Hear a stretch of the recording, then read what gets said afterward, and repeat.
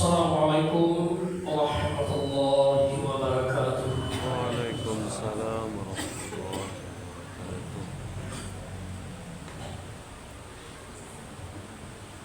Allahu Akbar.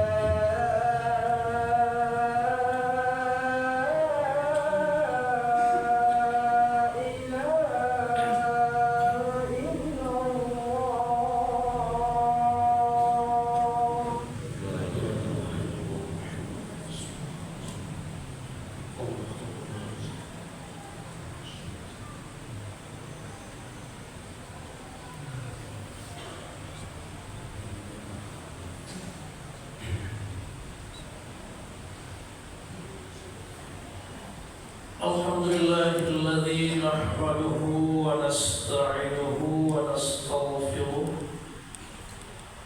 wa na'udzu billahi min shururi anfusina wa min sayyiati a'malina. May yahdihillahu fala mudilla lahu wa may yudlil fala hadiya lahu.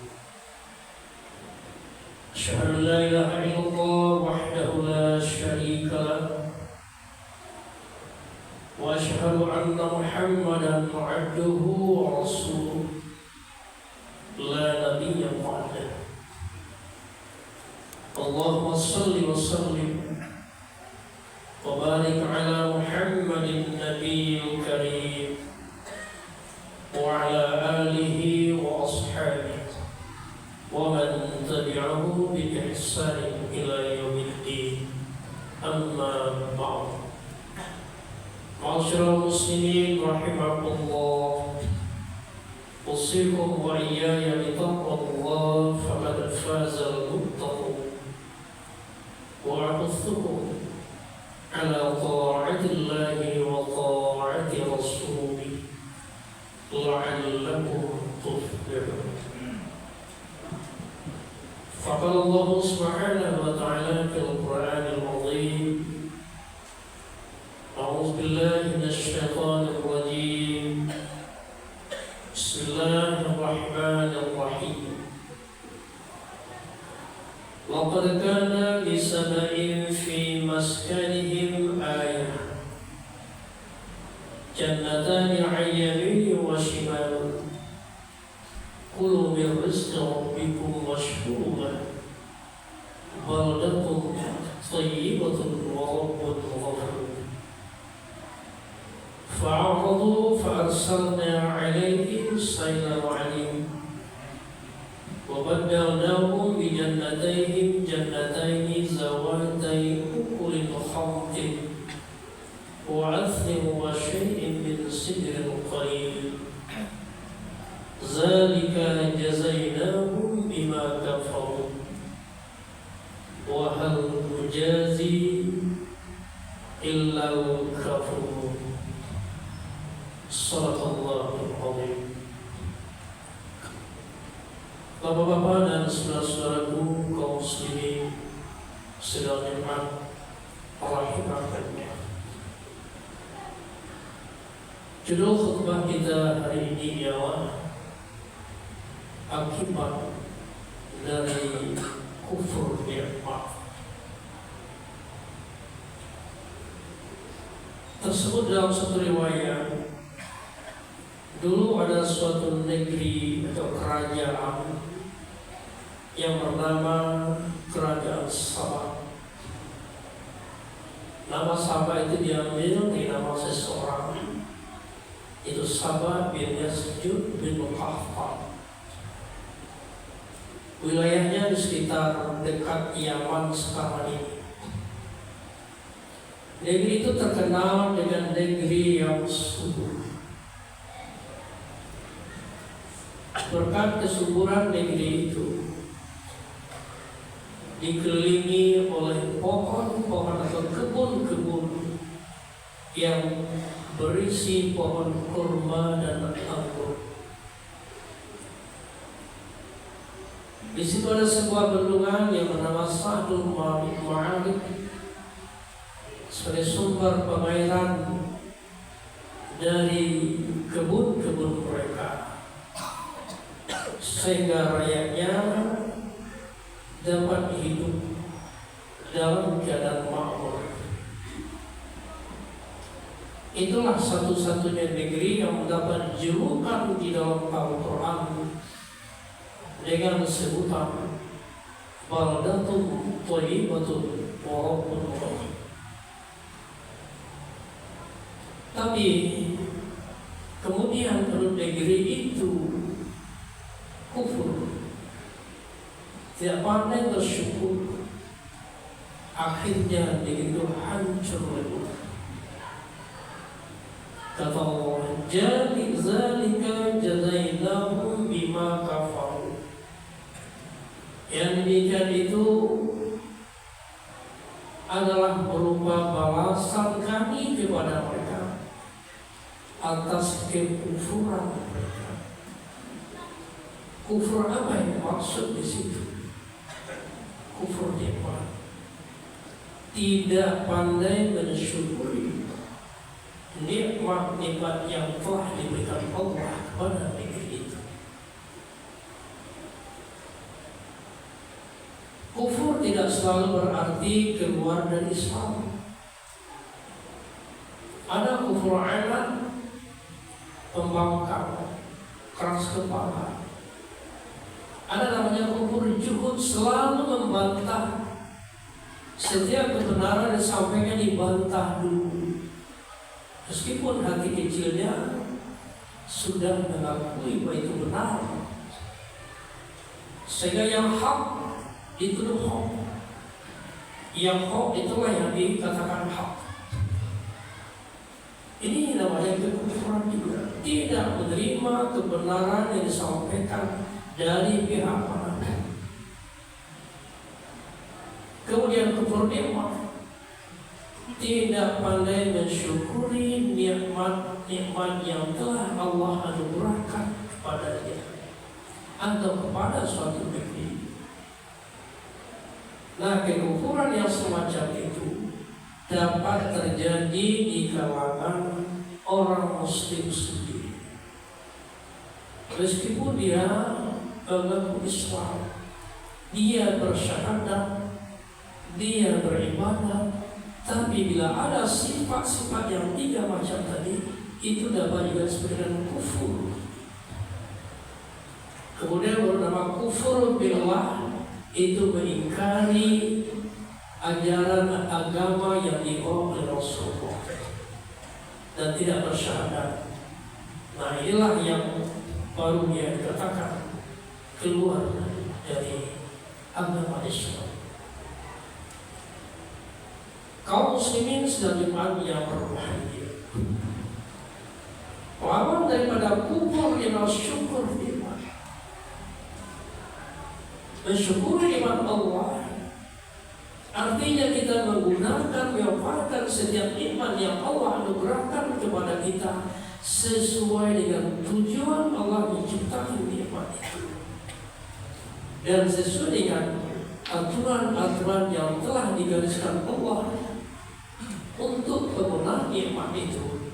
Keluar dari aturan itu juga berarti kita kufur nikmat, dan setiap kekufuran itu pasti akan berakibat kecelakaan, kebinasaan, dan kesengsaraan, seperti yang terjadi pada penduduk negeri Sabah ribuan tahun yang lalu.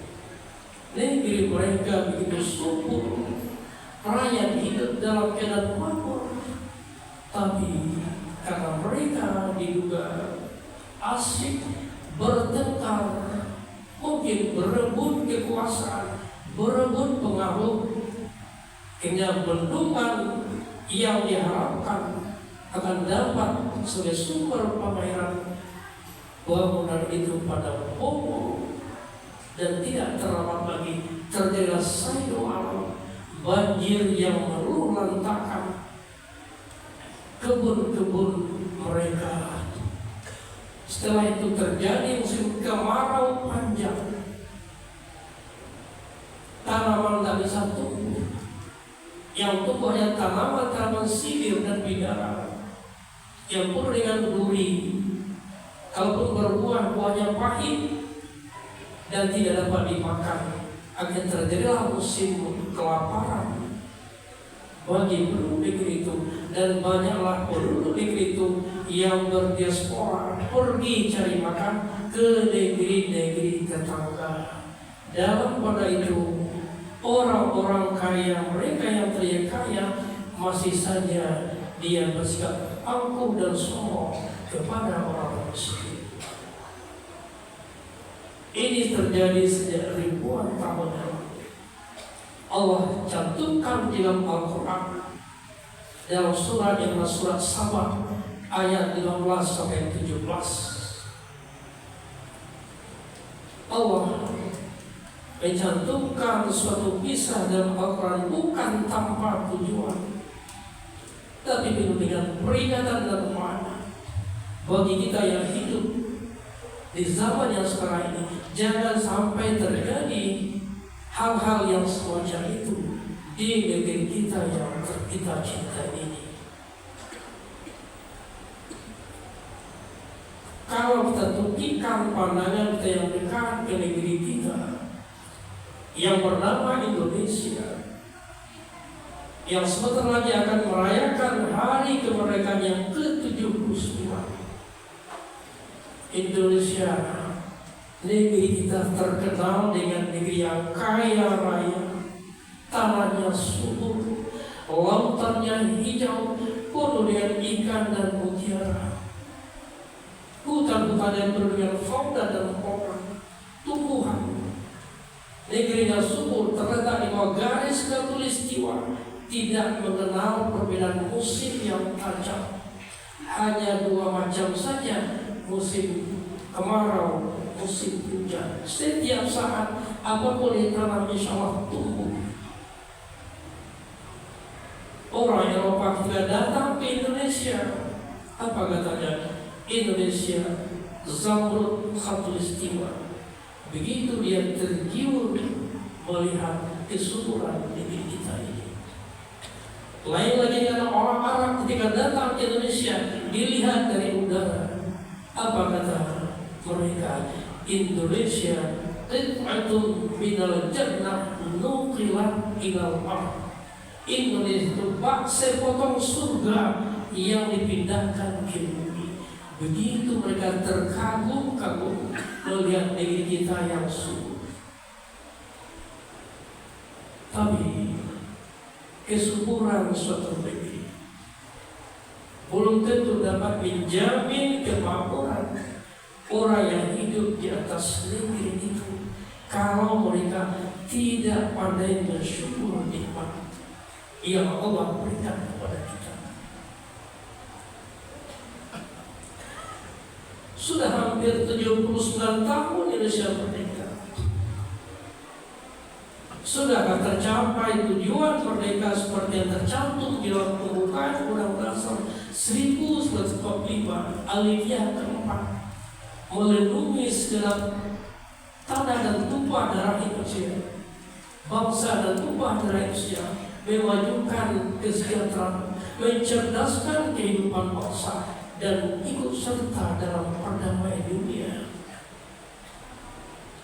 Untuk yang ketiga saja, sudahkah rakyat semuanya hidup dalam kesejahteraan? Masih tanda tanya besar. Kita hidup di negeri yang subur, negeri yang agraris, tapi kok pangan masih diimpor dari luar, bawang putih saja diimpor dari luar. Apa yang salah? Barangkali salah dalam mengurus negeri nikmat yang besar Allah berikan kepada kita. Oleh karena dalam rangka memperingati hari kemerdekaan yang ke-79, mari kita teladani bagaimana cara Rasulullah merayakan kemerdekaan. Ketika Rasulullah kembali ke Mekah, membebaskan Mekah dari kemusyrikan, yang sebenarnya peristiwa Futuh Mekah. Setelah kurang lebih 8 tahun pindah ke Madinah, dia kembali ke Mekah bukan untuk balas dendam. Ketika Rasulullah dengan sejumlah umat Islam memasuki pintu kota Mekah, orang Mekah pada ketakutan, dikira Rasul Muhammad akan balas dendam terhadap orang-orang yang pernah menyiksa, yang pernah menyakiti, yang pernah menteror dan mengintimidasinya dulu. Tapi mereka terkagum-kagum dengan akhlak Rasulullah, dengan pernyataan Rasulullah ketika itu, siapa yang menyarukan pedangnya dijamin aman. Artinya kami tidak akan memerangi kalau kami tidak diperangi. Itulah prinsip yang diajarkan Islam kepada kita.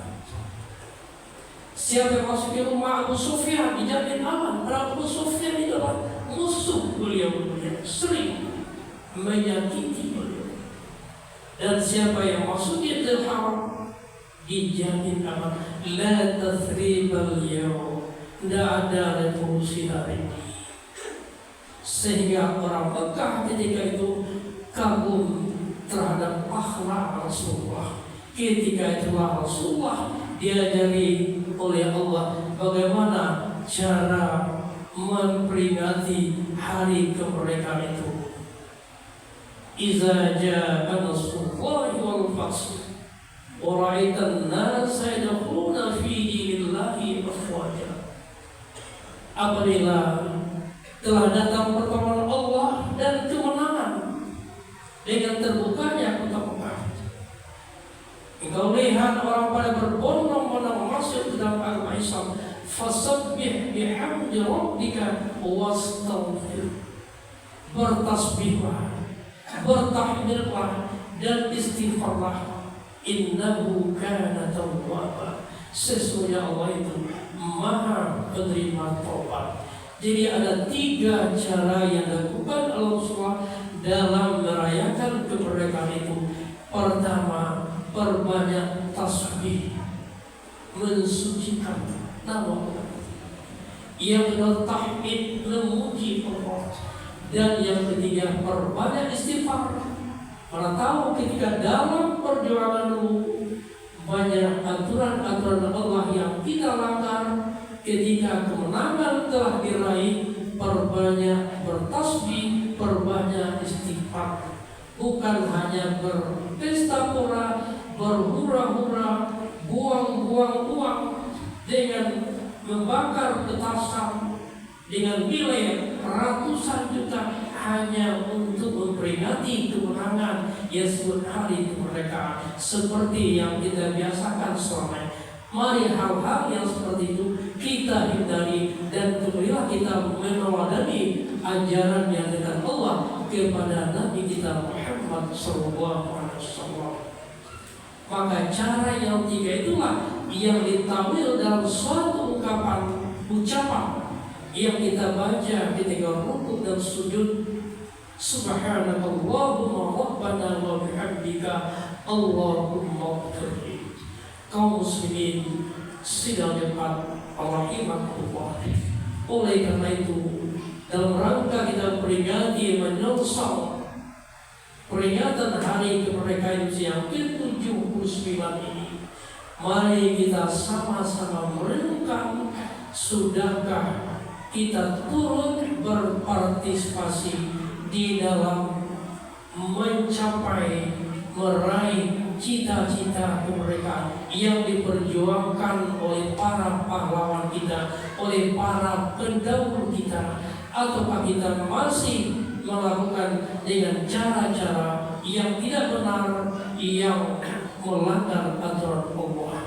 Semoga kita termasuk orang yang pandai mensyukuri nikmat, menggunakan nikmat yang Allah berikan kepada kita, bukan seenak hawa nafsu kita saja, tapi kita gunakanlah sesuai dengan aturan-aturan Allah. Sumber-sumber kekayaan yang menguasai hajat hidup orang banyak hendaknya dikuasai oleh negara dan dapat digunakan untuk sebesar-besar kesejahteraan rakyatnya, bukan hanya mensejahterakan orang-orang tertentu saja, sementara yang lain masih hidup dalam garis kemiskinan. Fakta berubah berbesar. Wa'alakum taufiq.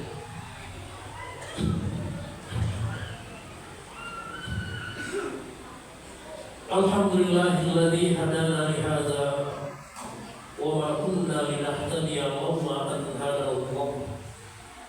Asyhadu an la ilaha illallah wahdahu la syarika lah wa asyhadu anna Muhammadan abduhu wa rasuluh la nabiyya ba'dah. A'udzu billahi minasy syaithanir rajim. Bismillahirrahmanirrahim. Ya ayyuhalladzina amanu taqullaha haqqa tuqatih wa la tamutunna illa wa antum muslimun wa wa'tasimu bihablillahi jami'an wa la tafarraqu. Innallaha wa malaikatahu yusholluna 'alan nabi. Ya ayyuhalladzina amanu shallu 'alaihi wa sallimu taslima. Allahumma shalli ala Muhammad wa ala ali Muhammad kama shallaita ala Ibrahim wa ala ali Ibrahim wa barik ala Muhammad wa ala ali Muhammad kama barakta ala Ibrahim wa ala ali Ibrahim في العالمين إنك حميد مجيد. اللهم اغفر للمسلمين والمسلمات والمؤمنين والمؤمنات الأحياء منهم والأموات. ربنا لا تؤاخذنا إن نسينا أو أخطأنا. ربنا ولا تحمل علينا إصرا كما حملته على الذين من قبلنا.